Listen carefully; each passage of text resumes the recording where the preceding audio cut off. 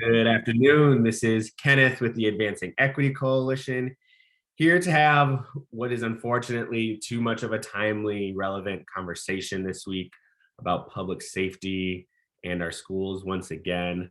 But I'm excited to have this conversation with Jason Matlock, Director of Security Services for MPS. How are you doing today, Jason? It's rough, like you said, timely, but again, we're facing the need to keep having the same conversation over and over again that we shouldn't have to have. But I am glad to be here. I'm glad, as always, for the partnership and trying to make sure we're doing things well. So thank you for having me. Appreciate you taking the time. So for those that don't know you, can you talk just a little bit about your role specifically for Minneapolis Public Schools? Sure. I'm the Director of Emergency Management, Safety, and Security for the district. So basically, the short form of what I tell people is my job is to make sure bad things don't happen. And if bad things happen, my job is to make sure good things come out of it. And so we ensure that the buildings have emergency plans, that there are structures and systems in place for schools to handle critical incidents. We have staff that we staff a 24-hour call center for all of our alarms and all of our building needs. And then we also have a team of emergency management specialists who are out in the schools, directly supporting schools in their planning, their response, and their debrief when it comes to critical incidents. And when I say critical incidents, we're not really talking behavior incidents. I mean, some of them may stem from the behavior, from a behavior incident, but we're talking the larger scale things that really cause significant disruption to the learning environment. And we really try to focus on what we're doing to keep kids safe. That means safe from everybody, Yeah. not necessarily getting involved in what is traditionally considered behavior and discipline roles. Got it. So, speaking of critical incidences, not directly in Minneapolis, but we did have a pretty scary and very tragic incident happen in Richfield that resulted in a death of a student due to gun violence in Richfield, which is just south of Minneapolis, right? And so I'm curious as to your take. Minneapolis Public Schools has gone through a lot in the last about 2 years, right? And with a lot of changes, and students have really only been in buildings full time since some of those changes for about 6 months. And so I'm curious, what is the reaction right now to MPS, and what information is being shared about Richfield, and what is kind of the climate, and how do you respond when something like that happens to a surrounding district? Yeah, again, our hearts go out to the families involved, and um, it is senseless. It's senseless that we are still um, having people who feel like solving their problems at the end of a barrel of a gun is how they have to operate, and that's a reality we've known and we've seen for years. So that's sadly it's not new. You're right, though. When it hits closer to home, it does really um, it really resonates. So again, part of it is keeping people calm. Part of it is reassuring folks that the work we're doing to build relationships, to help mentor and guide our students to stay away from this path is the key to all of it. There's no way to physically necessarily stop something like what happened from everything we hear, which is just really the public information right now. We don't get any inside information. And so it's about what are we doing to support our students. We did have all of our crisis response folks on call and on standby if there was ripples and impact and triggering of trauma for students and staff throughout the district, and made sure we reinforced folks with the right information. But again, a lot of it's just making sure folks understand what their role is and how they can continue to help prevent it. Because that's again with everything we've gone through and what we've talked about in the past, responding to it is too late. And so prevention is the only way we can really drive at this point. So, one of the things that was going through my mind. A lot of things were going through my mind as this was kind of happening and unfolding, and we're getting more information. But one, kind of narrative talking point that I think has been floating out there is, you know, what if Richfield would have had SROs, school resource officers? What if there were police on campus? And we know that Minneapolis public schools recently made the decision to end their contract with the Minneapolis Police Department. I'm of the belief that it is very, very difficult for police officers to stop that kind of violence. They're usually reacting as well. They can sometimes prevent, but we've also seen, like in Parkland, that didn't happen. And there's a really good reason why Minneapolis Public Schools ended their contract with the Minneapolis Police Department, and it was because of the murder of George Floyd. And then not even 24 hours later, we have the murder of Amir Locke in Minneapolis, and so at the hands of the police. And so I'm devastated. I see a lot of the same actors, a lot of the same talking points, and now all of a sudden, like, this fear that might be instilled by the community around, like, well, we need to have police officers in our buildings. And so how are you navigating that in your role in terms of what is going on, and what, and also like where we're at with the Minneapolis Police Department as a city? Yeah, and again, tragedies that don't need to happen. I mean, he doesn't need to be dead right now. I mean, there are so many things that could have been different in so many ways that could have changed that trajectory of what happened a couple days ago. To go back to the question of the narrative of, could an SRO have stopped that? Maybe if an SRO was standing there in the middle of the four of them when they were having whatever alleged dispute or whatever conflict led up to one of them allegedly pulling a gun and shooting, maybe at that point, yeah, if they were standing there at the exact second, at the exact right time, in the middle of it, and they had the ability to de-escalate them, if they had that skill set, if they had that relationship, sure, I can go with that. But we also would have known that in most schools, the SRO was not sitting on at noon, sitting outside the front steps or sitting on the sidewalk or in the parking lot at noon. They're sitting in the lunchroom. So they would have been reacting, talking about that very specific situation. The relationship and the reason need to match what the community feels and trusts from an agency. You're never going to hear me say we don't need police officers in general. It's very clear that there are people who take advantage of the community when there's not someone there to intervene. So until we got to a point where everyone accepted a social contract that they would not do something evil to someone else, something as minor as much of as an inconvenience, take catalytic converter thefts. That's an inconvenience. It's a hardship, financial hardship. It doesn't hurt anybody physically, but we know those things are happening. Someone there decides that they want that more. Or all the way up to the carjackings that we've seen that have ended in tragedy as well. Until we get people to not end up in those situations, we're never going to say, no, we're good. We don't need anybody out there. But the manner with which it's provided and the folks who are doing it have to understand and have to align with the values and the needs of the community they serve. And right now that's out of whack. Institutionalized racism, training standards, indoctrination, individual bias, society. I mean, I can name a million reasons why it's happening. And to be clear, you're saying this as a former police officer, not an MPD, but you're saying this as a former police officer. I wore a badge. I did the job. I was on a SWAT team.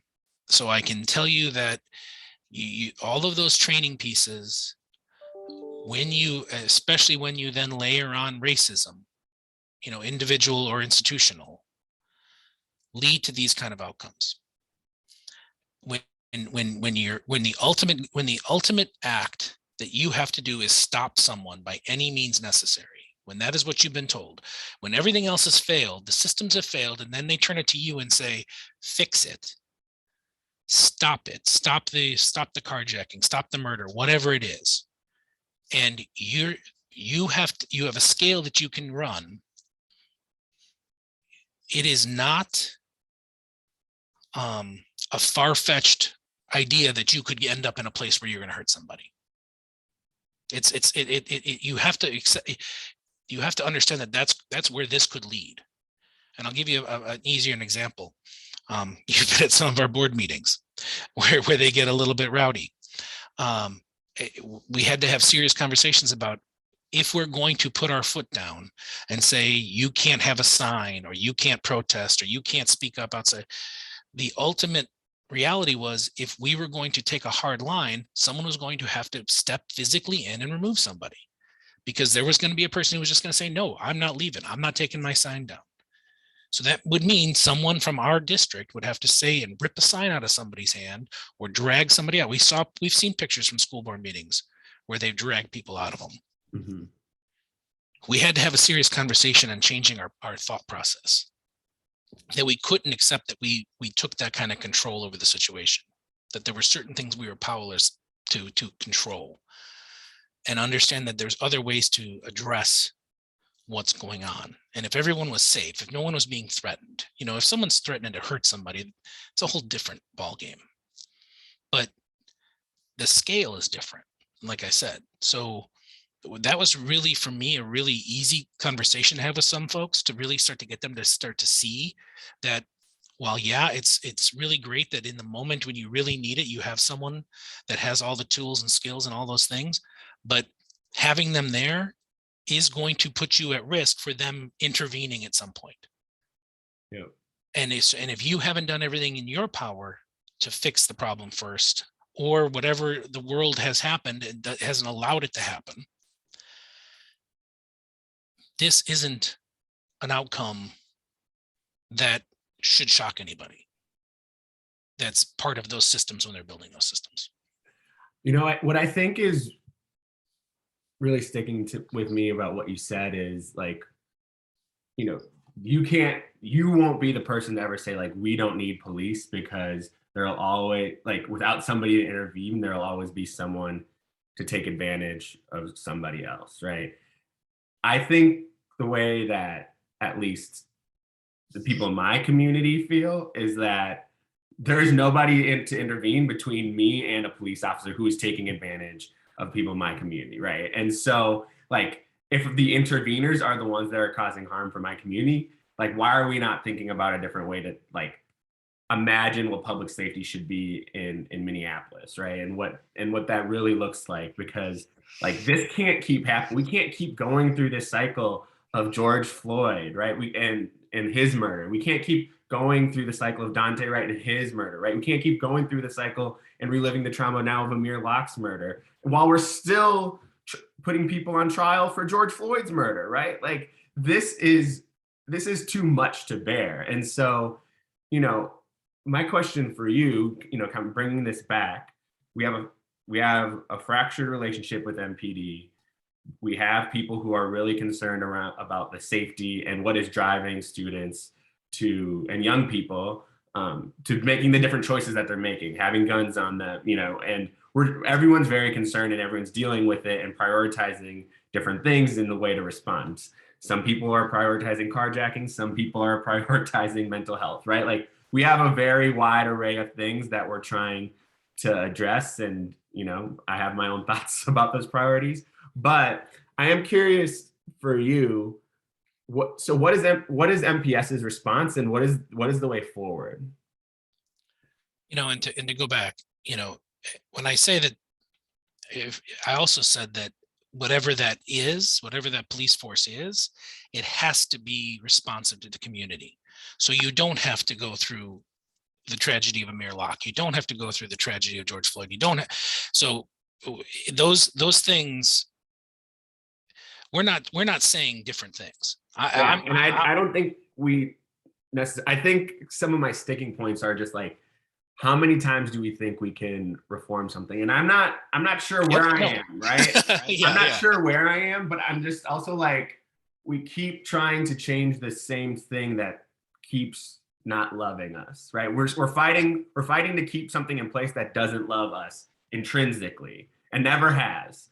Mhm. And some really believe never will. And so my question for you is like, look, MPS is trying to do it differently. MPS is trying to say we're not going to have police officers. We don't want to be in the position to have to like physically intervene because we are trying to over control a situation. So where is the direction for MPS, and like what is the plan forward?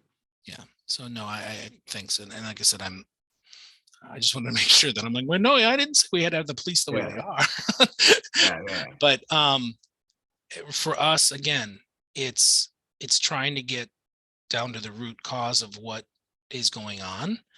And so when George Floyd was murdered and the board took the step to remove SROs, we convened a bunch of our youth leaders in the district and had some conversations over that summer, and brought in outside groups who were providing services, and everyone who stepped up to sort of fill the void when we started saying, well, then if it's not police, what is it? And had them review some of those ideas and some of those thoughts. And one of the ones that the students really resonated with was an organization called Nonviolent Peace Force.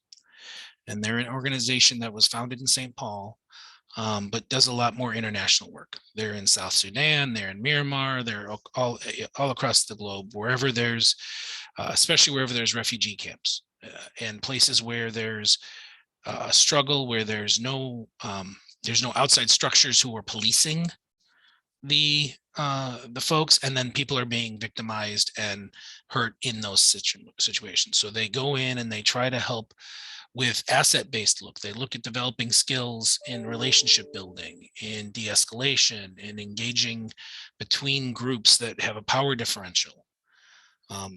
And if you take your mind out of this whole idea that it's South Sudan and you start to say those things, relationship building, power differentials, conflict resolution, Yeah. it's not a far stretch to say, wow, that's what it sounds like when people are saying they're struggling about things that are happening in schools. Mm-hmm.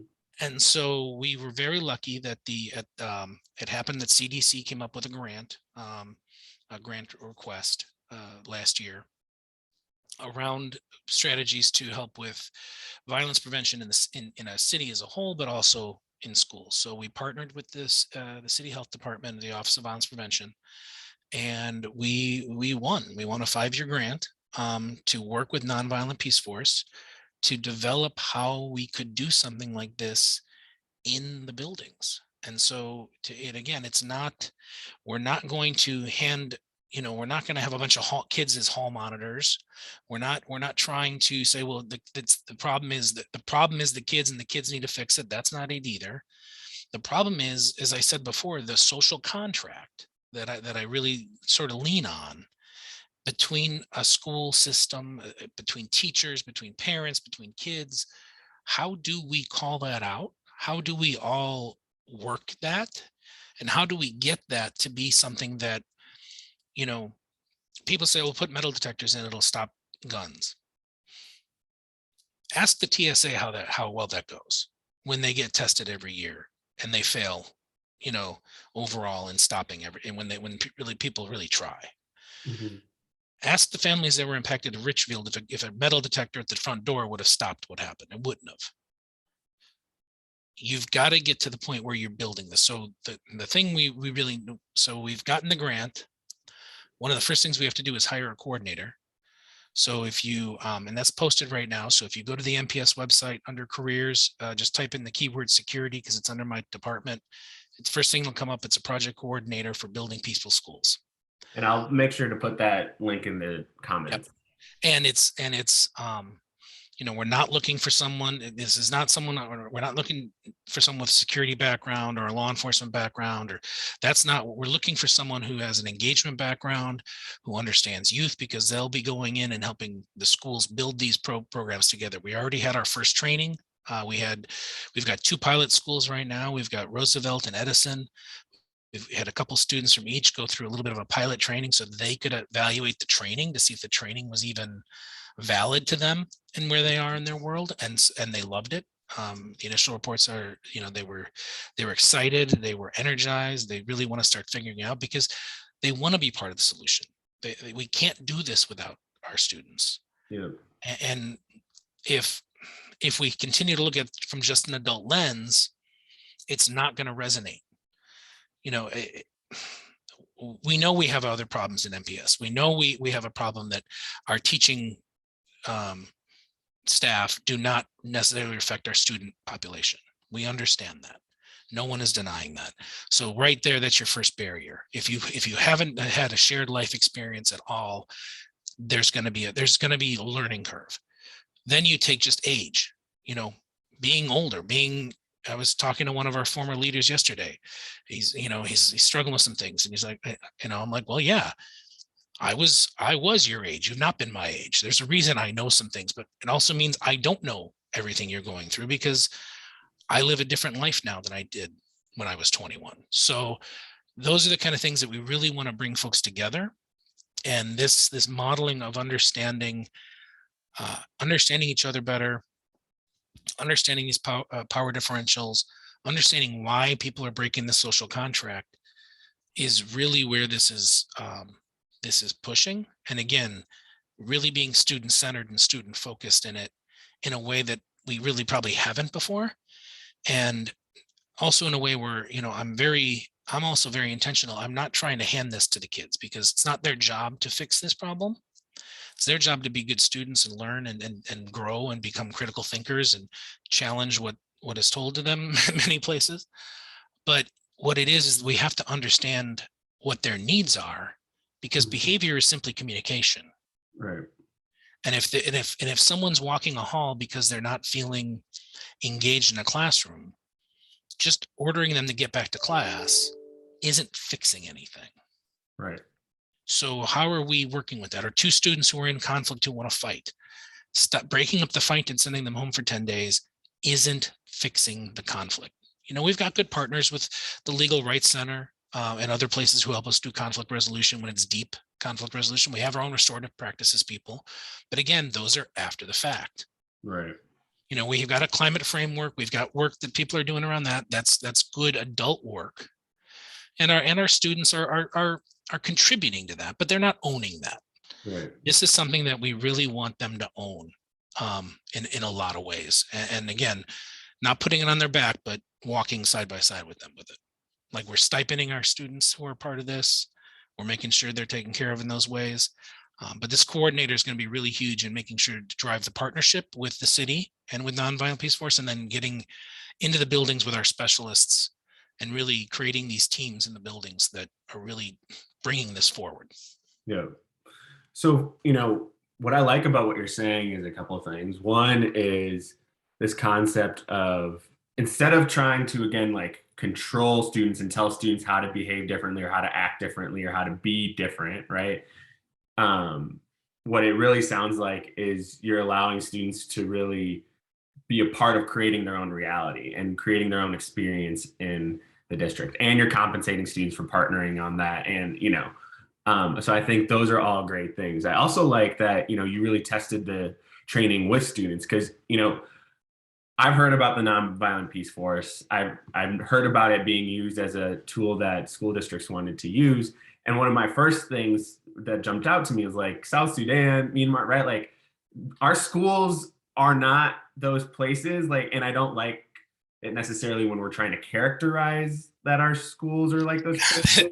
It was a really ugly, right? But what I like that you said is like, look, if we break it down to the skills, like those are skills and those are assets that our buildings and our school cultures need. And like we tested it with students, and students felt excited about and accepting it. So again, it's not something that's being pushed down on them. It's about something that they're accepting. So I really like those components of it. You said earlier on that, this is a partnership with MPS and the city in what it sounds like in some ways. What does that partnership link look like? Because we had a conversation with principals around how does the city step in and provide a safe school environment. And so I'm curious, what does that partnership level look like? What is the city doing on Well, that? the city, first of all, the city is the grant from the CDC was only for cities. It wasn't for schools. So, Okay. so they are, in many ways, they're a major sponsor. But we also are working directly with folks from the Office of Violence Prevention as part of the steering committee and as part of the larger planning group. So they are, and they have some other initiatives from this grant that they're doing about the citywide work that they're doing outside of the school time. But yeah, they are the sponsor for the grant. So then the money's ending up with the Nonviolent Peace Force and then with us for the project coordinator from the city. So the city's basically paying for this project to be explored. And then again, but also being a participant. It's not just okay, here's some money, we're walking away. We've got folks from the Office of Violence Prevention that are 100% involved and dedicated to making this work. Or if and again, if it's what the students resonate with. I'm not going to force through a program that if we find out in a year or two really didn't do anything for them. I'm not someone who's afraid to say, well, that didn't work. I'm really excited because it, like you said, it was very problematic when I first started having that thought in my head, like, why am I comparing our schools to a refugee camp? But I also then, like I said, also saw the fact that you're talking about power differentials. You're talking about folks who are in a place where they're not feeling comfortable. Like all those things started to really it was like, wait a minute, there's such synergy there that if we can suspend a little bit of our first reaction, we can see that this makes sense for everything we're hearing. Yeah, this is a violence prevention strategy, which is exactly why we started having this conversation. Is we are experiencing a lot of violence from our systems, a lot of individual violence, and so how do we disrupt that? How do we change that? How do we shift that? And so, well, that's exciting that's an approach that MPS is looking to explore. So what do you need from community? What do you need from us? We need someone who's dedicated, who's got the skill set to be organized and to help usher this through. I mean, passion is great, but there's also, it's a grant from the federal government. So there's also a bunch of technical things that we have to be able to answer for. So, creating reports and creating those back end things on top of being passionate. And then we just need folks to continue to, when it comes to the students, continue to work with us on trying to find outside the box solutions. When everything started, when we started back and certain things got a little bit hairy at some places, we even had students who said, you know what, we need metal detectors, we need more security, we need, forgetting everything that had just happened for 2 years because they felt that fear. And that's real. But if something like Richfield, I think you and I've had this conversation with these changes. That was my biggest fear, was that something like Richfield would happen. People would react out of fear, and we'd go right back to the old system without ever really giving a chance to try something different. Yeah. And so we've got to work on making sure we keep everybody safe, but we also continue to push for a different reality, so that we're not sitting here in another year saying it's the anniversary of Amir Locke's death, and here's another his murder, and there's another murder, there's another death, there's another whatever it is. Yeah. So we can't do it. We can't continue that cycle, and we can't have them happen in schools. Like, schools need to remain places that kids can come and feel comfortable. Yeah. So how do we do that? Yeah. Well, I think this is good. I'm excited that students are partnering in this and seem to have a big role in this. And I think, I think two things that we can for sure agree on is what happened at Richfield this week is an unbelievable tragedy, and continue to grieve with that with the Richfield community. And also, Amir Locke should be alive today, and there's no reason that he's not, and that is an unbelievable injustice. And so, let's find a way forward. And Jason, I really appreciate you coming on with me today, and I hope you all have a great rest of your day. Thanks. Bye. Thank you. Take care. All.